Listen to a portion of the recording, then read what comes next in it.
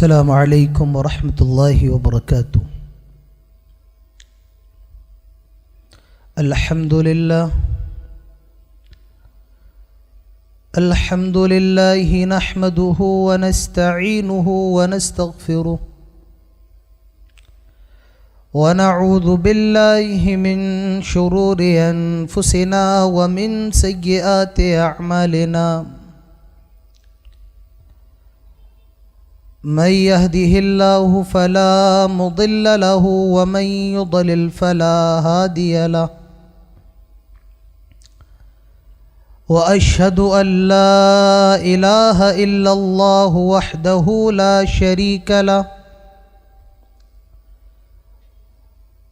وأشهد أن محمدا عبده ورسوله، يا أيها الذين آمنوا اتقوا الله حق تقاته ولا تموتن إلا وأنتم مسلمون، يا أيها الناس اتقوا ربكم الذي خلقكم من نفس واحدة وخلق منها زوجها وبث منهما رجالا كثيرا ونساء، واتقوا الله الذي تساءلون به والأرحام إن الله كان عليكم رقيبا، يا أيها الذين آمنوا اتقوا الله وقولوا قولا سديدا يصلح لكم أعمالكم ويغفر لكم ذنوبكم، ومن يطع الله ورسوله فقد فاز فوزا عظيما،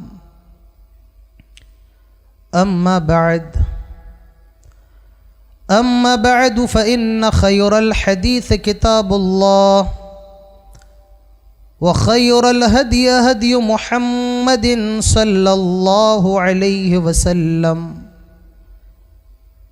وشر الأمور محدثاتها وكل محدثة بدعة وكل بدعة ضلالة وكل ضلالة في النار۔ قال الله تعالى في القرآن الحكيم: أعوذ بالله من الشيطان الرجيم، بسم الله الرحمن الرحيم، يا أيها الذين آمنوا من يرتد منكم عن دينه فسوف يأتي الله بقوم يحبهم ويحبونه، أذلة على المؤمنين أعزة على الكافرين، يجاهدون في سبيل الله ولا يخافون لومة لائم، ذلك فضل الله يؤتيه من يشاء والله واسع عليم۔ رب اشرح لي صدري ويسر لي أمري واحلل عقدة من لساني يفقه قولي، اللهم أرنا الحق حقا وارزقنا اتباعه وأرنا الباطل باطلا وارزقنا اجتنابه۔ قابل عزت ناظرین، سب سے پہلے تمام قسم کی تعریف و توصیف، کبریائی، بڑائی، عزت و بزرگی صرف اور صرف اللہ سبحانہ و تعالی کے لیے ہے، جس نے ہم سب کو انسان بنایا، اور انسان بنانے کے بعد سب سے عظیم احسان یہ کیا کہ ہم سب کو مسلمان بنایا۔ بعدہ درود و سلام ہو تمام پیغمبروں پر، اور خصوصاً ہم سب کے پیارے نبی، آخری نبی، محبوب نبی، ہم سب کے دلوں کی بہار جناب محمد رسول اللہ صلی اللہ علیہ وسلم پر۔ اللہم صلی علی محمد وعلی آل محمد كما صليت على إبراهيم وعلى آل إبراهيم إنك حميد مجيد، اللهم بارك على محمد وعلى آل محمد كما باركت على إبراهيم وعلى آل إبراهيم إنك حميد مجيد۔ سب سے پہلے میں آپ سب کو یہ وصیت کروں گا کہ اللہ رب العالمین کا تقوی اختیار کریں، جہاں بھی رہیں اللہ تعالیٰ سے ڈرتے رہیں، اور اللہ تعالیٰ سے یہ دعا کریں کہ جو بھی باتیں آج کی ویڈیوز میں، جو بھی پیغام ہمیں دیا جائے گا، جو بھی بتایا جائے گا، اللہ تعالیٰ سب سے پہلے مجھ کو، اس کے بعد تمام دیکھنے والوں کو عمل کی توفیق نصیب فرمائے، آمین۔ آج میں آپ کے سامنے ایک بہت اہم موضوع پر چند باتیں پیش کرنے کی کوشش کروں گا۔ آج کا موضوع اہم ہے، ضروری ہے، اور اتنا ضروری ہے کہ موجودہ دور میں اس موضوع پر زیادہ سے زیادہ گفتگو ہونا چاہیے۔ بیماریاں دو طریقے کی ہوتی ہیں، ایک بیماری ہوتی ہے جسمانی، کسی کو بخار آ گیا، یہ بیماری ہے۔ کوئی کینسر کے مرض میں مبتلا ہو گیا، یہ بیماری ہے۔ کوئی آدمی ڈائبٹیز کا شکار ہو گیا، یہ بیماری ہے، جسمانی بیماری۔ لیکن ایک بیماری جو تمام بیماریوں میں سب سے بڑی بیماری ہے، اور وہ بیماری ہے لوگ کیا کہیں گے۔ سب سے بڑا روگ ہے یہ، کیا؟ لوگ کیا کہیں گے۔ سب سے بڑا روگ کیا کہیں گے لوگ۔ آج اسی موضوع پر چند باتیں میں آپ حضرات کے سامنے پیش کروں گا۔ یہ بیماری بہت بڑی بیماری ہے کہ لوگ کیا کہیں گے، سماج ہمارا کیا کہے گا، سوسائٹی کیا کہے گی۔ مولانا صاحب، ہم یہ کام کرنا تو نہیں چاہتے ہیں، دل تو نہیں چاہتا ہے، لیکن اگر نہیں کریں گے تو لوگ کیا کہیں گے۔ یہ بیماری اتنی خطرناک بیماری ہے کہ آدمی حرام کام کرنے پر مجبور ہو جاتا ہے۔ یہ بیماری اتنی ڈینجر بیماری ہے کہ آدمی حلال کو چھوڑ کر حرام کی طرف چلا جاتا ہے۔ کس وجہ سے؟ کہ لوگ کیا کہیں گے۔ لوگ کچھ نہیں کہیں گے، لوگوں کو جو کہنا ہے وہ کہنے دے۔ ہمیں اور آپ کو اس بات کی فکر کرنا ہے کہ اللہ تبارک و تعالی ہمارے بارے میں کیا کہہ رہا ہے۔ ہم دنیا کے اندر آئے لوگوں کے لیے نہیں آئے، لوگوں کو خوش کرنے کے لیے نہیں آئے، لوگوں کو راضی کرنے کے لیے نہیں آئے۔ ہم دنیا کے اندر آئے ہیں اللہ تبارک و تعالی کی عبادت کے لیے، اپنے رب کو راضی کرنے کے لیے۔ اللہ تعالیٰ فرماتا ہے وَمَا خَلَقْتُ الْجِنَّ وَالْإِنسَ إِلَّا لِيَعْبُدُونَ، ہم نے انسان اور جناتوں کو اپنی عبادت کے لیے پیدا کیا ہے۔ ہم دنیا کے اندر آئے ہیں اللہ کو راضی کرنے کے لیے۔ لوگ کیا کہیں گے، ہم دنیا کے اندر اس کی فکر کرنے کے لیے نہیں آئے۔ آئیے میں آپ کو قرآن کی ایک آیت سناتا ہوں، سورہ مائدہ کی۔ اللہ تعالیٰ فرماتا ہے یا ایھا الذین آمنوا، اے ایمان والو، من یرتد منکم عن دینہ، تم میں جو بھی آدمی اپنے دین سے پھر جائے، اپنے دین سے پلٹ جائے، فسوف یأتی اللہ بقوم یحبہم ویحبونہ، تو اللہ تبارک و تعالیٰ ایک ایسی قوم کو لے کر کے آ جائے گا جو اللہ تبارک و تعالیٰ سے بہت زیادہ محبت کرے گی، اور اللہ تعالیٰ بھی ان سے محبت کرے گا۔ اذلۃ علی المؤمنین، یہ مومنوں کے لیے بہت زیادہ نرم دل ہوں گے۔ اعزۃ علی الکافرین، اور یہ کافروں کے سخت دشمن ہوں گے۔ یجاہدون فی سبیل اللہ، یہ اللہ کے راستے میں بہت زیادہ محنت کرنے والے، قربانی دینے والے ہوں گے۔ ولا یخافون لومۃ لائم، اور یہ ملامت کرنے والوں کی ملامت کی پرواہ نہیں کریں گے، یہ اس بات کی پرواہ نہیں کریں گے کہ لوگ کیا کہتے ہیں، لوگوں کا مزاج کیا ہے، لوگوں کا کہنا کیا ہے۔ وَلَا يَخَافُونَ لَوْمَةَ لَائِمٍ، یہ ملامت کرنے والوں کی ملامتوں سے نہیں ڈریں گے، یہ لوگوں کی باتوں سے نہیں ڈریں گے، یہ اس بات کی فکر نہیں کریں گے کہ لوگ کیا کہیں گے۔ اللہ تعالیٰ ایسے بندوں کو لائے گا جو اس بات کی ہرگز فکر نہیں کریں گے کہ لوگ کیا کہیں گے۔ تو میرے بھائیوں، یہ بیماری بہت خطرناک ہے۔ کون سی بیماری؟ کہ لوگ کیا کہیں گے۔ آئیے میں آپ کے سامنے دو مثالیں رکھتا ہوں۔ لوگ کیا کہیں گے، اس ڈر سے حضرت محمد صلی اللہ علیہ وسلم کے چچا ابو طالب ایمان نہیں لائے، اور جس نے اس ڈر کو ختم کر دیا کہ لوگ کیا کہیں گے، وہ ایمان لے کر کے آ گیا۔ اور اللہ کے نبی صلی اللہ علیہ وسلم نے ایسے شخص کے بارے میں فرمایا، الحمدللہ الذی انقذہ من النار، تمام تعریفیں اللہ کے لیے ہے جس نے اس کو جہنم کی آگ سے بچا لیا۔ اب میں آپ کے سامنے دو حدیثیں پیش کروں گا، اور دونوں حدیثیں بخاری کے اندر ہیں۔ اللہ کے نبی صلی اللہ علیہ وسلم کے چچا ہیں ابو طالب۔ کون ابو طالب؟ عبد المطلب کے بعد ابو طالب نے محمد الرسول اللہ صلی اللہ علیہ وسلم کی کفالت کی، پالا ہے آپ کو بچپن سے۔ کون ابو طالب؟ جو اپنی چادر پیارے نبی صلی اللہ علیہ وسلم کے لیے بچھا دیتے تھے۔ کون ابو طالب؟ جو بھلے ایمان نہ لائے لیکن محمد رسول اللہ صلی اللہ علیہ وسلم کی حمایت نے پوری زندگی لگا دی، وہ ابو طالب۔ ابو طالب کے انتقال کا ٹائم قریب آیا، پیارے نبی صلی اللہ علیہ وسلم کو خبر ملی کہ آپ کے چچا ابو طالب دنیا سے رخصت ہونے والے ہیں اور مرض الموت کے اندر مبتلا ہیں۔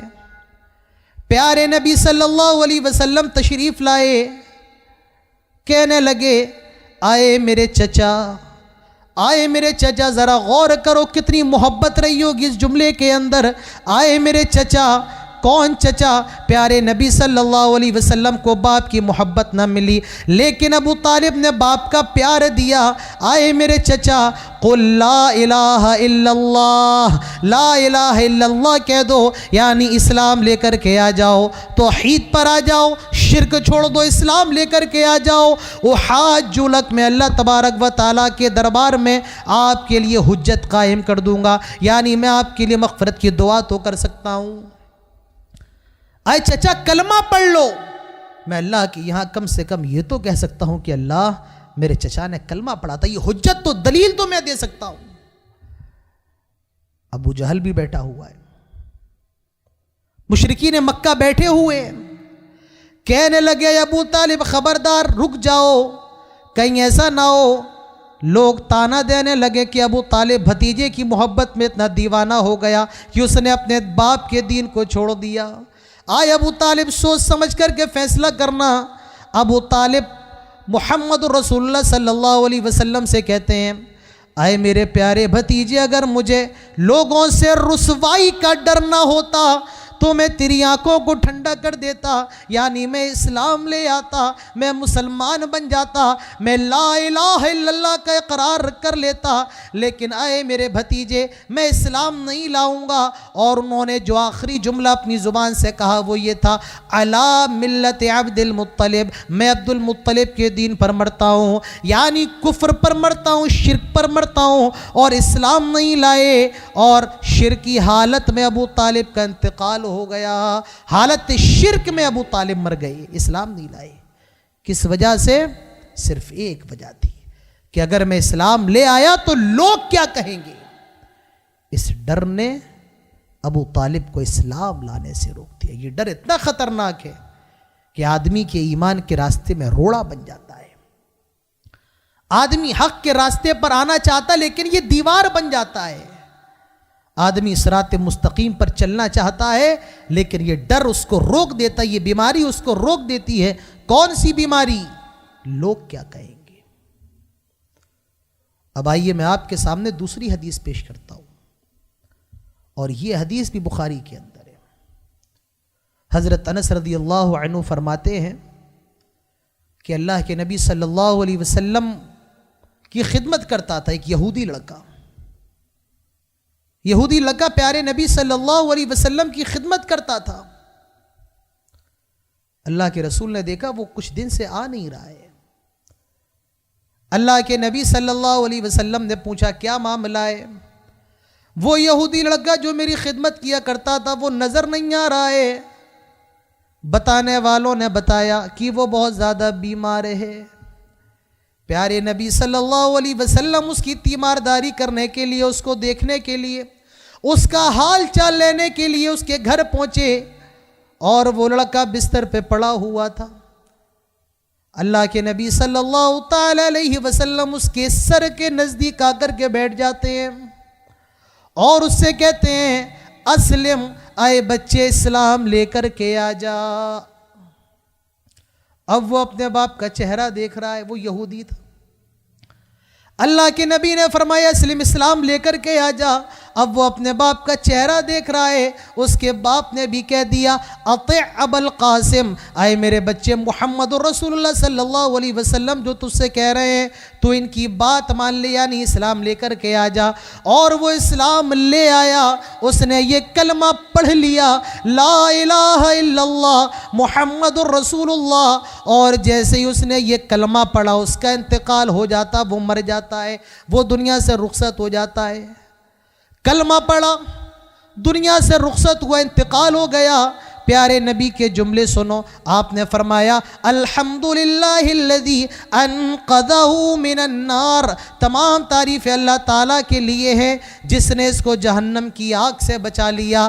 اب یہ دو مثالیں ہیں. ابو طالب جو ایمان لے کر کے نہیں آئے، نبی کے چچا ہیں، کیوں نہیں لائے؟ صرف ایک وجہ سے، لوگ کیا کہیں گے. اور اس بچے نے فکر نہ کی کہ لوگ کیا کہیں گے، یہ اسلام لے کر کے آ گیا. حضرت عبداللہ ابن عباس رضی اللہ عنہ نے ایک مرتبہ اللہ کے نبی سے سوال کیا تھا، آئے اللہ کے نبی آپ کے چچا ابو طالب نے آپ کی بہت حمایت کی، بہت سپورٹ کیا، بتائیے ان کا جہنم میں کیا حال ہوگا؟ اللہ کے نبی صلی اللہ علیہ وسلم فرماتے ہیں ان کے پیروں میں اتنی گرم جوتی پہنائی جائیں گی، اس کے شعلے، اس کی آگ ان کے دماغ سے، سر سے نکل رہا ہوگا، اور یہ جہنم کا سب سے ہلکا عذاب ہوگا. آپ ذرا اندازہ لگائیے، بس لوگ کیا کہیں گے، اس ڈر نے ابو طالب کو اسلام سے روک دیا. لوگ کیا کہیں گے، یہ ڈر اس بچے نے اس ڈر سے دور ہو گیا اور یہ بچہ اسلام لے کر کے آ گیا. اللہ کے نبی نے فرمایا ابو طالب جہنم کے اندر ہوں گے اور یہ بچہ جنت کے اندر ہوگا. تو میرے بھائیوں، ان دونوں مثالوں سے آپ اندازہ لگا سکتے ہیں لوگ کیا کہیں گے. یہ کتنی خطرناک بیماری ہے، یہ کتنا ڈینجر مرض ہے جو آدمی کو حق کے راستے سے روک دیتا ہے، اسلام کے راستے سے روک دیتا ہے. لوگ کیا کہیں گے. ہر آدمی کو یہ ڈر ہے، چاہے وہ عالم ہو، چاہے غیر عالم ہو، چھوٹا ہو، بڑا ہو، دیندار ہو، غیر دیندار ہو، مسلمان ہو، غیر مسلم ہو، سب کو ایک ہی فکر ہے، کیا کہ لوگ کیا کہیں گے. ہمارے اور آپ کے سماج کے اندر 40 سال، 50 سال، 60 سال کے ایسے لوگ ہیں جو قرآن پڑھنا چاہتے ہیں. انہیں قرآن نہیں پڑھا، انہوں نے بچپن میں، ان کا گھرانہ اسلامی گھرانہ نہیں تھا، لیکن جب ہوش آیا 40-50 سال کی عمر میں تو ان کا دل چاہتا ہے کہ قرآن پڑھیں، لیکن وہ اس لیے نہیں پڑھتے ہیں اگر پڑھیں گے تو لوگ کیا کہیں گے. لوگ کہیں گے دیکھو 60 سال کی عمر میں قرآن پڑھ رہا ہے. تو اس ڈر نے، اس سوچ نے آج آدمی کو قرآن سے بھی دور کر دیا. لوگ کیا کہیں گے. تو یہ ڈر بہت بڑا ڈر ہے کہ لوگ کیا کہیں گے. انسان کی زندگی کے اندر 3 چیزیں بہت اہم ہوتی ہیں: پیدائش، شادی اور موت. پیدائش، اللہ کے نبی صلی اللہ علیہ وسلم نئے بچے کے بارے میں فرماتے ہیں کل غلام رہینۃ بعقیقتہ فلتذبح عنہ یوم سابعہ. ہر بچہ اپنے عقیقے کے بدلے اللہ تعالیٰ کے پاس گروی رکھا ہوتا ہے، اور جب کسی کا بچہ پیدا ہو تو اس کو چاہیے کہ 7ویں دن عقیقہ کر لے. عقیقہ کرنا 7ویں دن سنت ہے، اور اگر کسی کے پاس 7ویں دن عقیقہ کرنے کی طاقت نہ ہو تو پھر جب بھی اس کے پاس طاقت ہو، استطاعت ہو، تو وہ عقیقہ کر سکتا ہے. آدمی اپنے باپ کا بھی عقیقہ کر سکتا ہے، اگر اس کی ماں کا عقیقہ نہیں ہوا تو ماں کا بھی کر سکتا ہے، اپنی بیوی کا بھی کر سکتا ہے. تو اگر عقیقے کی گنجائش ہے، عقیقے کی طاقت ہے، تو عقیقہ 7ویں دن کر لینا چاہیے، اور اگر طاقت نہیں ہے تو بعد میں جب بھی اس کے لیے آسانی ہو عقیقہ کر لینا چاہیے. تو ہماری شریعت کے اندر یہ خوشی ہے، اور اس خوشی کے موقع پر ایک طریقہ بتایا، اور یہ سنت عقیقے کی سنت ہے. لیکن آج میرے دوستو حالات کیا ہیں؟ گھر میں بچہ پیدا ہوا، 15-20 ہزار کے بکرے لانے کی طاقت نہیں ہے. کوئی بات نہیں، نہ لاؤ، بعد میں جب پیسہ وغیرہ آ جائے تب عقیقہ کر دینا. نہیں مولانا صاحب، لوگ کیا کہیں گے؟ پھر چھٹے دن چھٹی کی رسم ادا کی جاتی ہے، نہ جس کا قرآن کے اندر کوئی ثبوت ہے، نہ حدیث کے اندر کوئی ثبوت ہے، نہ صحابہ کا عمل رہا ہے، لیکن ہمارے گھروں کے اندر، ہمارے سماج، ہمارے محلوں کے اندر خوب دھوم دھڑام سے چھٹی کی جا رہی ہے. اس لیے اگر چھٹی بھی نہیں کریں گے تو لوگ کیا کہیں گے؟ اس ڈر نے ایک غلط رسم کو نکال دیا، چھٹی کی رسم کو. کس ڈر نے؟ کہ لوگ کیا کہیں گے. نام کا مسئلہ، میرا لڑکا پیدا ہوا ہے، کوئی مولانا صاحب اچھا سا نام بتائیں. مولانا صاحب نے کہا ابراہیم رکھ لو، ابراہیم علیہ السلام کے نام پر. گھر میں تمہارے بچہ ہوا، ابراہیم رکھ لو، کیونکہ ابراہیم خلیل اللہ، اللہ تبارک و تعالیٰ نے ان کو اپنا دوست قرار دیا ہے. ابراہیم رکھ لو. آدمی کہتا ہے مولانا صاحب میرے گھر میں پوتا ہوا ہے، دادا نہیں ہوئے، داداؤں والا نام نہ بتاؤ، پوتوں والا نام بتاؤ. کہ ہمارے حالات ہیں. مولانا صاحب لڑکی کا نام بتاؤ. مولانا صاحب نے کہا ساجدہ رکھ لو، عابدہ رکھ لو، فاطمہ رکھ لو. کہا مولانا صاحب دادیوں والا نام نہ بتاؤ. تو میرے دوستوں لوگ کیا کہیں گے؟ پرانا نام رکھ لیا، داداؤں والا نام. مولانا صاحب ایسا نام بتاؤ سماج میں نہ ہو، خاندان میں نہ ہو، پورے محلے میں نہ ہو. میرے بھائیوں وہ نام رکھو جو احادیث سے ثابت ہے، وہ نام رکھو جو اللہ کو پسند ہے. اللہ کے نبی صلی اللہ علیہ وسلم فرماتے ہیں اللہ تعالیٰ کو عبداللہ اور عبد الرحمن یہ 2 نام بہت پسند ہیں. اگر آپ یہ 2 نام نہیں رکھتے تو اللہ تعالیٰ کے جو اسماء حسنہ ہیں اس سے پہلے عبد لگا دو. اللہ کا ایک نام الکریم ہے، آپ عبد الکریم کر لو. اللہ کا ایک نام الغفور ہے، آپ عبد الغفور کر لو. اللہ کا ایک نام واسع ہے، آپ عبد الواسع کر لو، عبد الباسط کر لو، عبد الوہاب کر لو. یہ اللہ تبارک و تعالیٰ کے نام کے ساتھ عبد، یہ بہت اچھے نام ہیں. انبیاء کے نام پر اپنے بچوں کا نام رکھو. ابراہیم رکھ لو، اسحاق رکھ لو، یوسف رکھ لو، نوح رکھ لو، آدم رکھ لو. تو آج نام کے معاملے میں بھی ہم بہت پریشان ہوتے ہیں. کس لیے؟ کہ لوگ کیا کہیں گے. اب آئیے شادی کا مسئلہ. شادی اللہ تبارک و تعالیٰ فرماتا ہے وَمِنْ آيَاتِهِ أَنْ خَلَقَ لَكُم مِّنْ أَنفُسِكُمْ أَزْوَاجًا لِتَسْكُنُوا إِلَيْهَا وَجَعَلَ بَيْنَكُمْ مَوَدَّةً وَرَحْمَةً. اور یہ اللہ تبارک و تعالیٰ کی نشانیوں میں سے اس نے تمہاری جانوں میں سے تمہارے لیے جوڑے بنائے. لِتَسْكُنُوا إِلَيْهَا، تم اپنی بیویوں سے سکون حاصل کرو. وَجَعَلَ بَيْنَكُمْ مَوَدَّةً وَرَحْمَةً، اللہ تعالیٰ پیار و محبت، مودت پیدا کر دیتا ہے. یاد رکھو میاں بیوی کا رشتہ صرف جسمانی رشتہ نہیں ہے، بلکہ میاں بیوی کا رشتہ ایسا رشتہ ہے جس کے اندر کوئی پردہ نہیں ہے.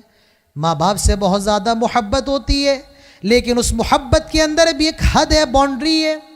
بہن بہن کی محبت ہوتی ہے، لیکن اس محبت کے اندر بھی ایک باؤنڈری ہوتی ہے. ایک ایسا رشتہ جس رشتے کے اندر کوئی حد نہیں، کوئی باؤنڈری نہیں، وہ رشتہ میاں بیوی کا رشتہ ہوتا ہے. کسی عورت کی طلاق ہو گئی یا کسی کا شوہر مر گیا، اب وہ اپنے بھائی کے گھر میں بیٹھی ہوئی ہے، اس کی شادی نہیں کر رہا ہے، نہ بھائی کر رہا ہے، نہ بہن، نہ باپ کر رہا ہے. کیوں؟ اگر اس کی دوسری شادی کریں گے تو لوگ کیا کہیں گے؟ لوگ کیا کہیں گے؟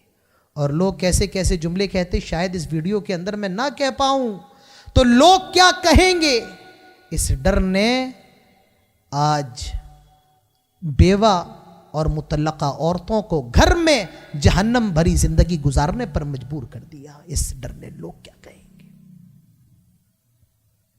تو یہ ڈر بہت خطرناک ہے، لوگ کیا کہیں گے۔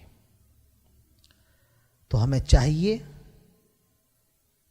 کہ یہ جو بیماری ہے، ہم یہ بیماری اپنے دماغوں سے نکالیں۔ لوگ کچھ نہیں کہیں گے، اور لوگ کہہ رہے ہیں، کہنے دو، ہمیں فکر یہ کرنا ہے کہ اللہ تبارک و تعالی ہمارے بارے میں کیا کہہ رہا ہے۔ آج نوجوان نسل، آج ہر کسی کے ہاتھ میں موبائل ہے، آج بچوں کے ہاتھ میں بھی موبائل ہے، بزرگوں کے ہاتھ میں بھی ہے، مردوں کے ہاتھ میں بھی ہے، عورتوں کے ہاتھ میں بھی ہے موبائل، اور ہر آدمی ایک ہی ہوڑ میں لگا ہے کہ اس کے پاس مہنگے سے مہنگا موبائل ہو۔ اس نے موبائل لیا 40,000 کا، اب وہ چاہ رہا ہے کہ 50,000 کا لے لے۔ جس کے پاس 50,000 کا، وہ چاہ رہا ہے کہ وہ 70,000 کا لے لے۔ جس کے پاس آئی فون 15 ہے، اب وہ چاہ رہا ہے 16 لے لے۔ کیوں؟ اگر ہمارے پاس پرانا فون رہا 6-7 مہینے تک تو لوگ کیا کہیں گے۔ میرے بھائیوں، یاد رکھو، موبائل کے اندر بھی فضول خرچی کرنا جائز نہیں ہے۔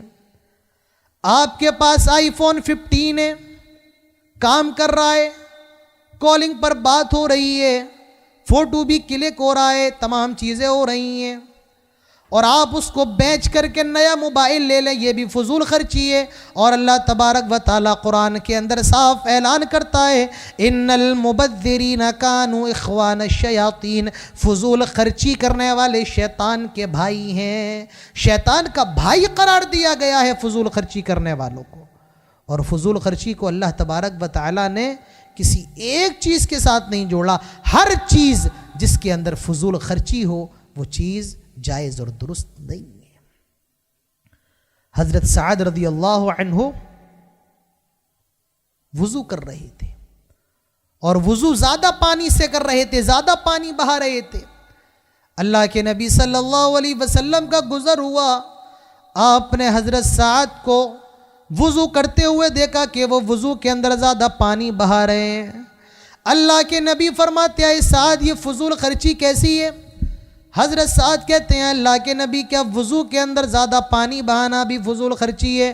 آپ نے فرمایا، نعم وَإِن كُنْتَ عَلَى نَهْرِ جَارٍ، ہاں وضو کے اندر زیادہ پانی بہانا بھی فضول خرچی ہے۔ اللہ کے نبی نے اس کے بعد یہاں تک فرمایا کہ اگر بہتی ہوئی نہر کے کنارے بیٹھ کر کے وضو کرو، وہاں بھی فضول خرچی کرنے کی اجازت نہیں ہے، وہاں بھی زیادہ پانی بہانے کی اجازت نہیں ہے۔ میرے ساتھیوں، دوستوں، میری ماں بہنوں، اندازہ لگاؤ، جب وضو کے اندر زیادہ پانی بہانا فضول خرچی ہے تو موبائل کے اندر بیجا پیسہ بہانا بھی فضول خرچی ہے۔ آج یہ برائی بھی ہمارے سماج کے اندر عام ہے، آج یہ فضول خرچی کی یہ بھی شکل عام ہے، اور اس کی سب سے بڑی وجہ یہ ہے کہ لوگ کیا کہیں گے۔ اگر ہمارے پاس پرانا فون رہا تو لوگ ہمیں تانا دیں گے، ہماری دوستوں کی محفل میں ہمارا معیار گر جائے گا، ہمارا مقام گر جائے گا۔ میرے ساتھیوں، موبائل کے معاملے میں بھی فضول خرچی کی اجازت نہیں ہے، تو لوگ کیا کہیں گے، آپ اس کی فکر نہ کریں۔ آپ دنیا کے اندر آئے ہیں اپنے رب کو راضی کرنے کے لیے، تو ہمیں چاہیے کہ ہم رب کو راضی کریں، ہم دنیا کی فکر نہ کریں۔ شادی کے اندر باپ چاہتا ہے کہ ہلدی کی رسم نہ ہو، باپ چاہتا ہے گھر کے اندر رت جگہ نہ ہو، ڈانس نہ ہو، لیکن ماں کہتی ہے اگر ہم ہلدی کی رسم نہیں کریں گے تو لوگ کیا کہیں گے، اگر ہم رت جگہ نہیں کریں گے، ڈانس نہیں کروائیں گے، لوگ کیا کہیں گے۔ آج اس ڈر نے ہمارے گھروں کے اندر حرام کام کو عام کر دیا ہے۔ آج ہمارے گھروں کے اندر ڈانس بھی ہو رہا ہے، آج مسلمان گھروں کے اندر رت جگہ کے نام پر خرافات ہو رہی ہے، ہلدی کے نام پر خرافات۔ ایک غیر محرم مرد دوسری عورت کو ہلدی لگا رہا ہے، وہ اس کو ہلدی لگا رہی ہے، دیور بھابھی کو لگا رہا ہے، بھابھی دیور کو لگا رہی ہے۔ اس رسموں کے نام پر آج بے حیائی ہمارے گھروں کے اندر عام ہو رہی ہے، اور ان وجوہات میں سے ایک وجہ یہی ہے جو ہمارا موضوع ہے کہ لوگ کیا کہیں گے۔ ایک بات ذکر کر کے میں بات ختم کرنا چاہتا ہوں نکاح کے حوالے سے۔ ہمارے دین کے اندر شادی بہت آسان ہے۔ کتنی آسان ہے شادی؟ ایجاب و قبول ہو جائے، مہر مقرر ہو جائے، ولی راضی ہو جائے لڑکی کی طرف سے، اور 2 گواہ ہوں اور دائمی قبضہ ہو، انشاءاللہ نکاح ہو جائے گا فوراً۔ لیکن ہمارے ہندوستانی سماج کے اندر ایک چیز چلتی ہے، سونے کا لین دین۔ لڑکے کے پاس پیسہ ہے کہ وہ نکاح کر سکتا ہے، ولیمہ کر سکتا ہے، لڑکے کے پاس مہر دینے کا بھی پیسہ ہے، لیکن یہ جو سونے کا چلن ہے، جب تک 5 تولے سونا میری لڑکی کو نہیں ملے گا ہم نکاح نہیں کریں گے۔ میرے بھائیوں، یہ بھی ہمارے سماج کی ایک بہت خراب رسم ہے۔ ہماری شریعت کے اندر اس کا کہیں ذکر نہیں کہ شادی کرنے کے لیے سونا ہونا ضروری ہے۔ شادی کے لیے مہر ضروری ہے، شادی کے لیے ولی کا ہونا ضروری ہے، شادی کے لیے ایجاب و قبول کا ہونا ضروری ہے، سونے کا ہونا ضروری نہیں ہے۔ لیکن آج اس سونے کی وجہ سے، اس گولڈ کی وجہ سے، گولڈ کے لین دین کی وجہ سے آج اچھے نوجوان لڑکے بیٹھے ہوئے ہیں اور ان کا نکاح نہیں ہو رہا ہے کہ اگر ہم نے اپنی بیوی کو 5 تولے سونا نہیں دیا، اپنی بیوی کو سونے کا ہار نہیں دیا تو لوگ کیا کہیں گے؟ لڑکے بھی کنوارے بیٹھے ہوئے ہیں، لڑکیاں بھی کنواری بیٹھی ہوئی ہیں۔ تو میرے بھائیوں، دوستوں، یہ سب سے بڑا روگ کیا کہیں گے لوگ۔ ہمیں اس روگ کو اپنے دل سے اور دماغ سے نکالنا ہے، اور یہ روگ اتنا خطرناک ہے کہ کبھی کبھی شرک بن جائے گا۔ اگر آپ لوگوں کو دکھانے کے لیے کچھ کریں، لوگوں کے لیے کریں، اللہ کے نبی فرماتے ہیں جس نے دکھاوے کے لیے کچھ کیا اس نے شرک کیا۔ تو کہیں ایسا نہ ہو یہ ڈر ہمیں شرک کی غلط سڑک پر چلا دے۔ تو ہمیں چاہیے کہ ہم اس سے بچیں اور اس کی فکر نہ کریں کہ لوگ کیا کہیں گے۔ ہم فکر اس بات کی کریں کہ اللہ تبارک و تعالی ہم سے راضی ہے یا نہیں، اللہ تبارک و تعالی ہمارے بارے میں کیا کہتا ہے۔ اللہ تعالیٰ فرماتا ہے فَاذْكُرُونِي أَذْكُرُكُمْ، تم میرا ذکر کرو میں تمہارا ذکر کروں گا۔ تو ہمیں اللہ تبارک و تعالیٰ کو راضی کرنا ہے۔ وَسَارِعُوا إِلَىٰ مَغْفِرَةٍ مِّن رَبِّكُمْ، ہمیں اللہ تبارک و تعالیٰ کی مغفرت کی طرف دوڑنا ہے۔ فَفِرُّوا إِلَى اللَّهِ، ہمیں اللہ کی طرف دوڑنا ہے، ہمیں لوگوں کی طرف نہیں دوڑنا ہے۔ تو ہمیں اس کی ہرگز فکر نہیں کرنا ہے کہ لوگ کیا کہیں گے، ہمیں فکر کرنا ہے اللہ تبارک و تعالی ہمارے بارے میں کیا کہتا ہے۔ اور آخر میں ایک جملہ کہہ کر اس ویڈیو کو ختم کرنا چاہوں گا کہ لوگ کیا کہیں گے۔ لوگ آخر میں یہی کہیں گے ان للہ و انا الیہ راجعون۔ اللہ تبارک و تعالی ہم سب کو تمام باتیں سننے اور سمجھنے کے بعد عمل کی توفیق نصیب فرمائے، آمین۔